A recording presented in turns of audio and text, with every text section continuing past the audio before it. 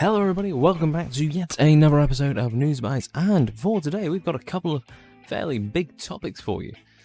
First off, we've got some leaked images of the potentially RTX 3080, and if rumours are to be believed, it's a bit interesting and some people aren't too happy with it.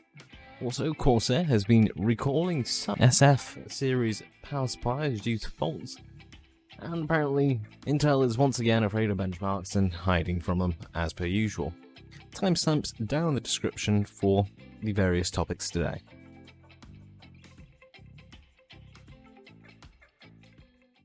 But anyway, first things first, let's get onto that RTX leak.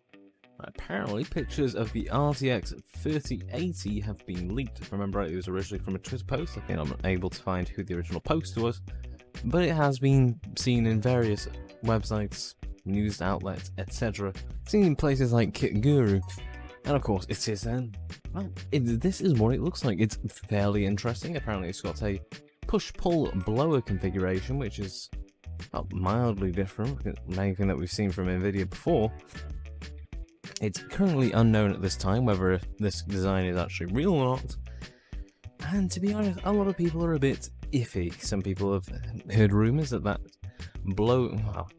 push-pull style of cooler apparently costs up to $150 to produce for the RTX 3080 due to it being bespoke. If that is the case, then we can probably see the 3080 being more expensive than it really needs to be, or something else. Me personally, I'm hoping that is not the design that NVIDIA are generally going for, because it would probably push the 3080 even further up into the more expensive high-end market than the current 2080 already is.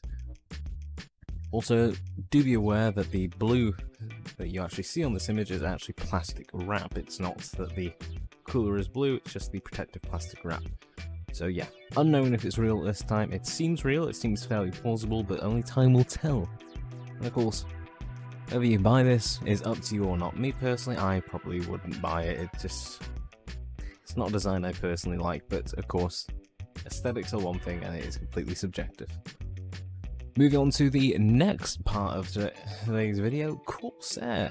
Apparently many SF series PSUs have been failing recently from Corsair. Yes, those are the little, small size ones you generally use in small form factor builds. And apparently what's going wrong is that in high temperatures and high humidity, the AC portion of the power supply, the thing that actually starts the conversion from AC to DC, apparently that has been failing from high humidity and high temperatures. But from what I've also heard, apparently, according to some news outlets, the DC part is completely fine, so it hasn't fried anything, but it would still be very, very worth go ahead and checking whether your PSU is part of the batch that was affected, and of course RMAing it as soon as possible. Lot codes that are affected by this are anything between 194448, that is 19448XX, to 201148XX, that is 19448XX to 201148XX. I'll also make sure it is written in text just below me, just so you know, of course, whether it is part of the batch that is affected. The code, of course, can be found either on your power supply box or on the unit itself on its label. Of course, if you are suffering from any issues with your power supply, always RMA it. And if you are affected by having a power supply in that batch code, and it is an SF series Corsair unit, please RMA it just in case. Our final topic for today, Intel, and of course they are going on about benchmarks once again. In a recent video, I believe directed at Computex, Bob Swan, the CEO of Intel, had this to say: "We should see this moment as an opportunity to shift our focus as an industry from benchmarks to the benefits and impacts of the technology we create. The pandemic has underscored the need for technology to be purpose-built so it can meet these evolving business and consumer needs. And this requires a customer-obsessed mindset to stay close, anticipate those needs, and develop solutions. In this mindset, the goal is to ensure we are optimizing for a stronger impact that will support and accelerate positive business and societal benefits around the globe." Basically, what Intel is trying to go ahead and push, as per usual, is, don't look at the numbers, just look at the technologies. It's also the also claim that they are going to be, with I believe Tiger Lake, dominating the mobile and PC markets, yet they have got no benchmarks at all to report on that. So how do they claim to be dominating? That is completely subjective at this moment. Also, in regards to real-world benchmarks, I don't know.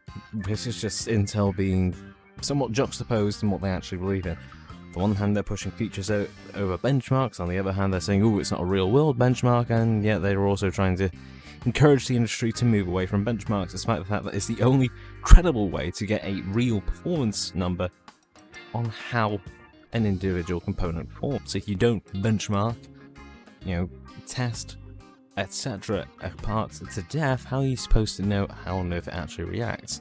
Trying to say, "Oh, well, you should get our CPU because it's got this cool feature, even if it is running at half or less the speed." Let's not forget about, well, last year's situation, the 9900K getting just smashed by the 3950X. Sure, it may have features and be better in gaming, but in everything else, it sort of fell apart, which is my point here. It seems a bit interesting, though, that Intel is pushing, again, features over performance when reality does show that, for the most part, in most consumer and high-end applications, even enterprise, you'll generally be craving performance over features that you may not necessarily use nor want. Of course, they can be useful, but still it seems more important to have performance in the first place and then the features as and when you can fit them in to match your performance. But yeah, that is all I've got for today. There is more news items this week, but it has been a bit cluttered, so this is where I'm going to go ahead and cut the video. So yeah, like the video if you like it, dislike it if you dislike it. Timestamps and sources in the description down below. Also in my description you'll find my Facebook, Patreon and Twitch pages, so you can go ahead and support the channel or check me out and go ahead and see me across the web. Also, don't forget to hit that subscribe and notification button for more content from me, the 117th Con. And as always, this is the 117th Con, signing off. Stay safe out there, folks, and I will catch you all in the next one.